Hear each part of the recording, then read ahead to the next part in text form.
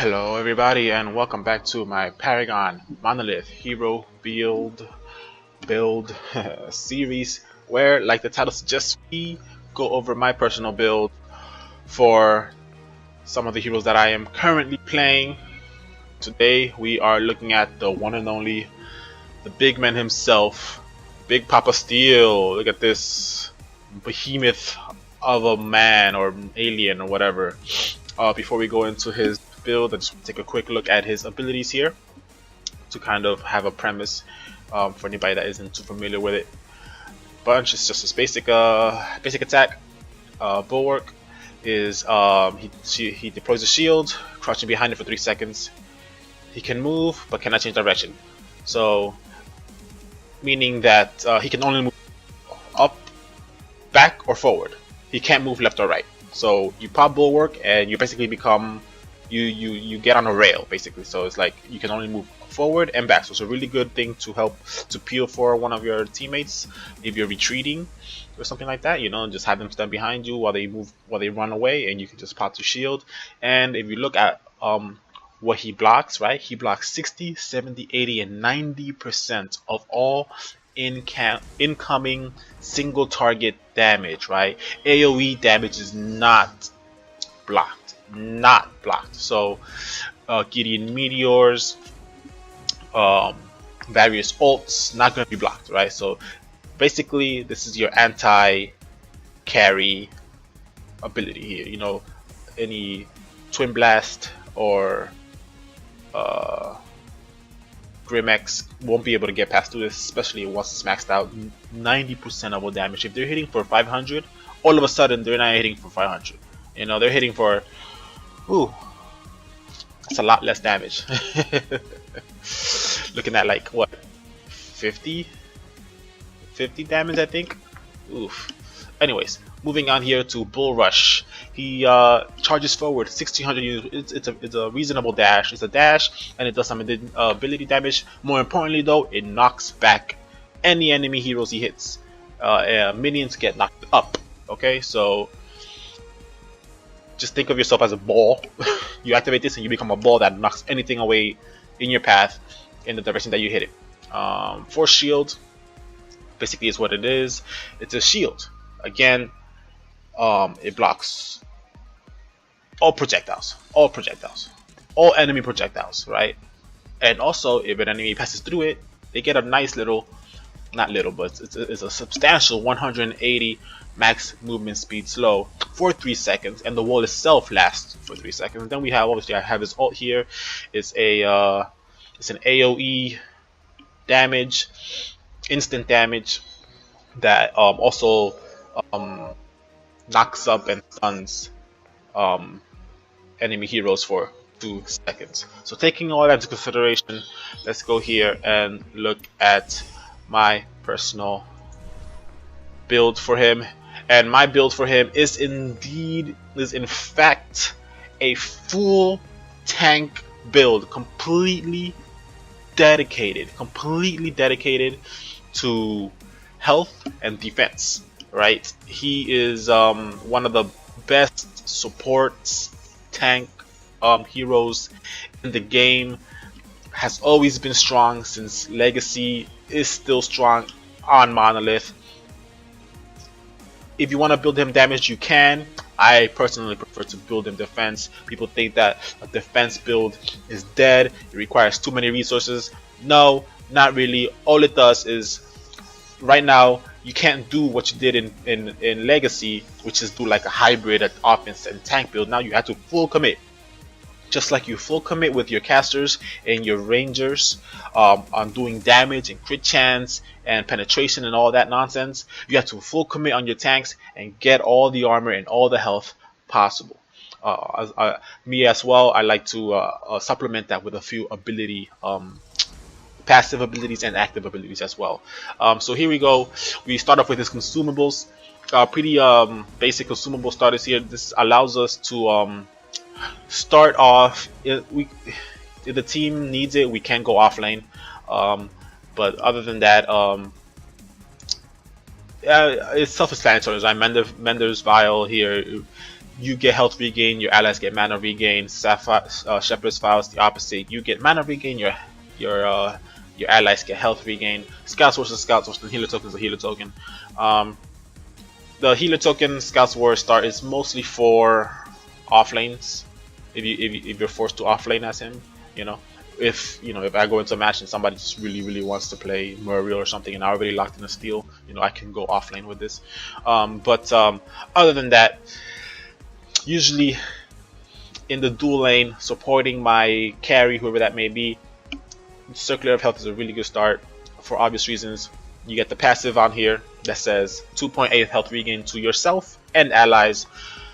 So basically, it allows you to stay in lane and farm up as much as possible, which is needed, right? That's what the safe lane is for, right? It's a CP rich lane, right? So you're in there, you're getting last hits, you're putting poke on the enemy hero, hopefully getting a kill or two on the enemy hero, and all the while farming those last hits, farming the gold buff, farming more last hits, right? That's the whole purpose of the safe lane.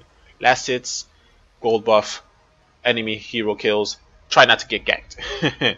So the Circular of Health just allows you to stay in lane for a lot longer, and not just you but also your carrier, right? It's like you can do healer token for the same amount of health regain, right? 2.8, but if you do a healer token, your carry won't have that.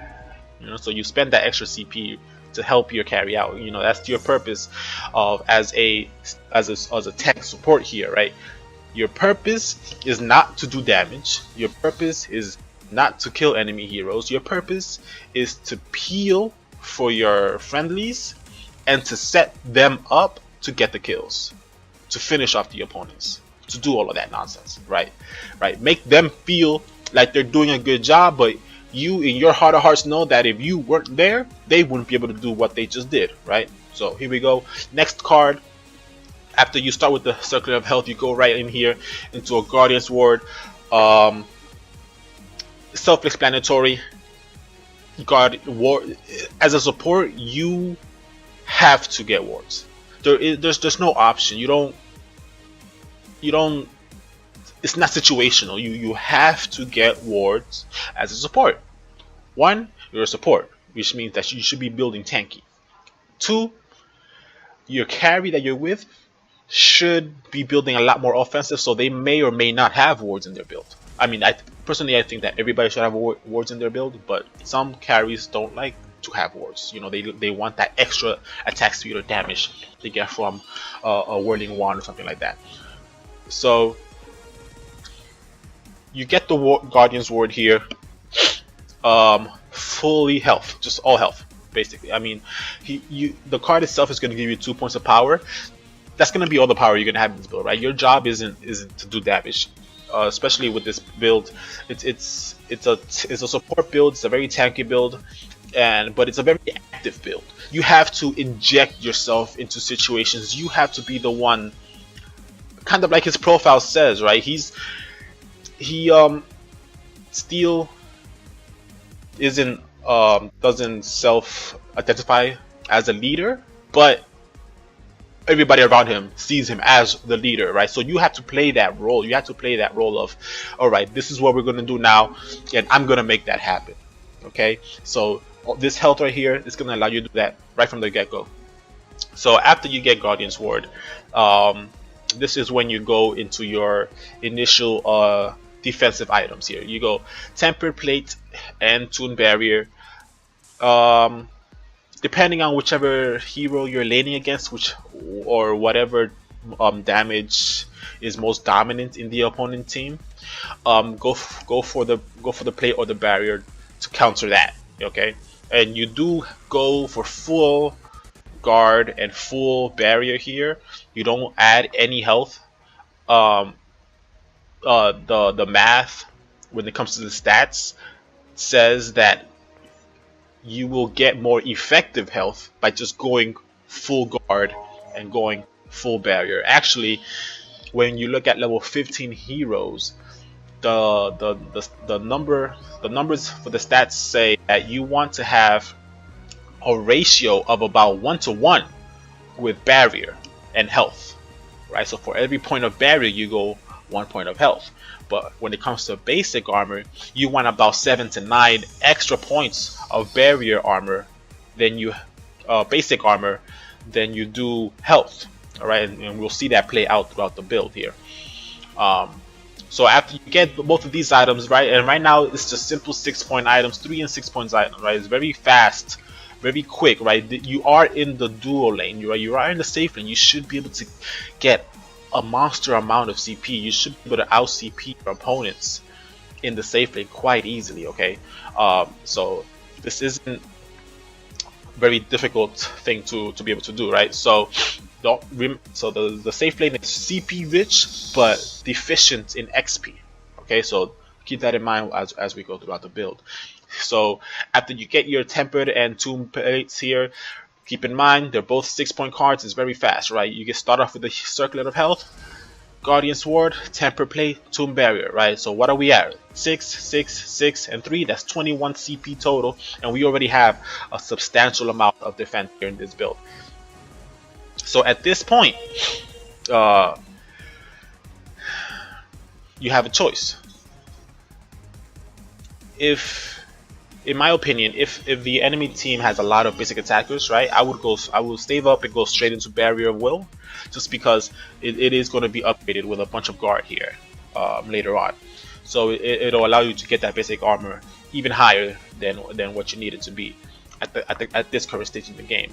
However, there's nothing wrong with doing 2 other options, right? You can go into Radiant Mantle or Shockwave, or you can go ahead and upgrade your weak plates with your strong plates, with the strong barrier and plate, right? Because it's just a straight 6-point upgrade. This card is 6 points here. This card here is a total of 12 points, right?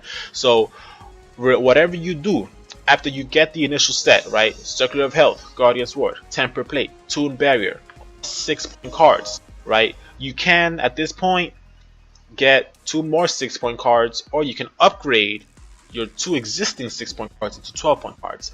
Whatever path you choose, it's going to cost you 6 CP. So keep that in mind. Once you get the initial items online, you're going to need 6 more CP to go back to base. Unless, of course, you want to save up those 8 CP for the Barrier of Will. So let's get forward ahead here and go into late game, right? So late game, let's say you have your Circlet of Health. No, not Circlet of Health. You have your Guardian's Ward, you have your weak plate and barrier, you have your Shockwave, Radiant Mantle, and your Barrier of Will, right? Your Radiant Mantle is not upgraded yet, and your Barrier of Will is not upgraded yet. So it's just the stock versions of all these 3 cards. So you need to make sure that Shockwave and Barrier of Will are put into one of the first 4 slots, right? Your active slots. In this build, you're gonna have 3 total active cards. Your Guardian's Ward, right? Unique active, place a Shadow Ward. So that should be in one of your first 4 slots. You have Shockwave, unique active, slow nearby enemies for 250, right? That's another active. And Barrier of Will here. This is a shield card. It has the same shielding effect that Honor the Pure has. Okay, so that's fine. So just make sure that the way you build your deck or your loadout during the match, you have 3 active slots available for those 3 cards. Radiant Mantle has a passive, but it's a unique passive. As most people know, it's just 10 damage plus player level every second. This card here actually can be replaced with virtually any other card that will give you a total of 10 CP with health only. Okay, that's the only requirement for this card. This card can be switched out. So if we look here, any one of these cards here, if you can make them go up to 10 CP total, don't get Honor the Pure because it shares the ability shares the same cooldown as Barrier of Will, so there's no point in having both of them. And obviously you can upgrade these so don't get these. Purity sensor. You need more health. This takes too much. The card itself costs too much. You need more health than what this will allow you to have. So you need a 10-point total card that gives you at least 4 points of health.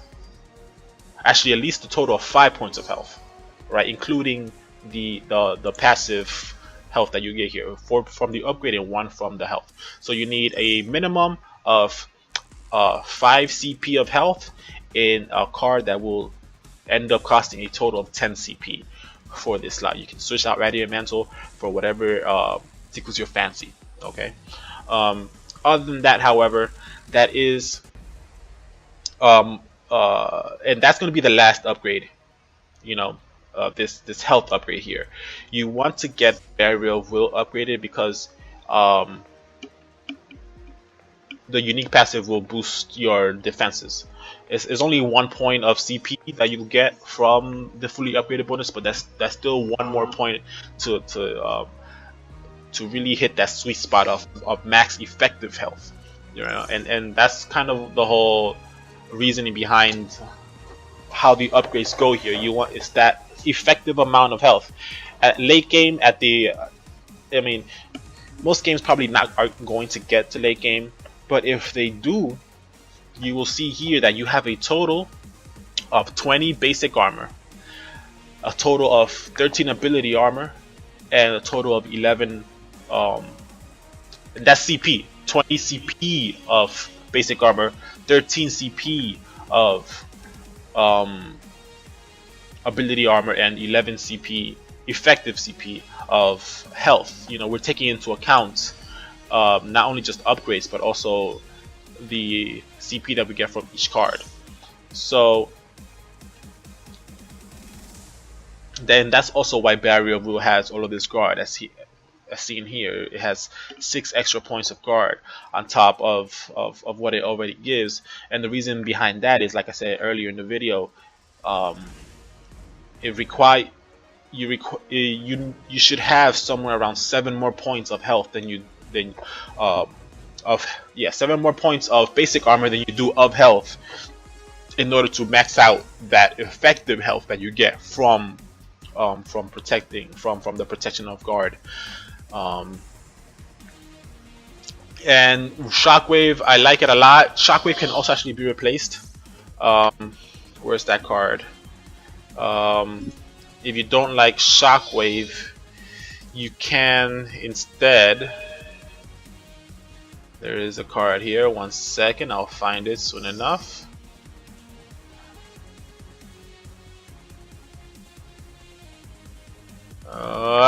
Tempest Pearl. If you want to increase your ability armor, you can, but as you can see, Shockwave isn't upgraded. It's because we needed 1 card here at 6 CP.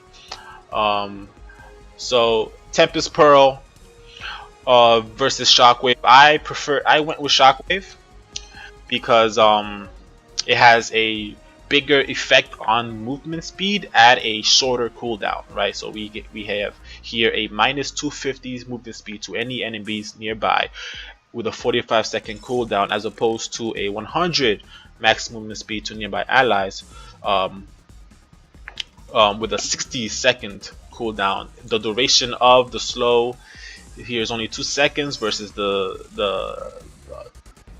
duration of the speed here is 3 seconds. So it's debatable. It is completely debatable. In fact, I could even just add this card in here just in case, you know. Maybe there's a enemy hero that just keeps putting themselves out of position, right? A slow would really hurt them even further to finish them off, or maybe the enemy hero team is just really good at running away from a team fight, so maybe then we would prefer a Tempest Pearl instead. Okay, it's really, you know, it's up to you. Tempest Pearl, Shockwave, read the situation, pick between one of those two. You do actually need this to be a 6-point card, right? We have a 14-point card here, a 10-point card here, 2 12-point cards, and then a 6-point card that is exactly we are at 54 there, so we will only be able to add another 60-point card here. And yeah, just choose whichever ability you prefer, really. I mean, you could even put a Teleblink if you want. It's a 6-point card, right? So just put whatever card you want in there, as long as it fits the theme, right? The theme here is that you are a support early game to basically just your carry exclusively, but later in the game you want to be able to support your entire team. You want to peel for your entire team, and what that means is that you want to inject yourself into every single fight possible. You want to set it up so that your teammates can dominate team fights because the enemy has to deal with you because you're just getting in their way. Alright, and because you have all this health and armor, you're going to be damn near impossible to take down before your team is able to take them down. Right, that's the whole point. The whole point of the build is to allow your team to put out as much DP as possible, as safely as possible, so that basically they can save you. You know, you want to don't put yourself out in a situation where you're just gonna die. Put yourself in a situation where it's easy for your team to save you from dying, because you can still die. It's just gonna take the enemy team a hell of a lot longer to kill you than it would to kill anybody else on your team. So that's the steel support build. Super tanky, a lot of effective health. Total health, I forget how much it is, but total effective health, I'm pretty sure I'm breaking here over 4,000. Or or something like that. And effective health basically just means how much damage you can take in total when considering how much health and how much barrier or basic armor you have. So that's it for the build. Thanks for watching. Bye bye.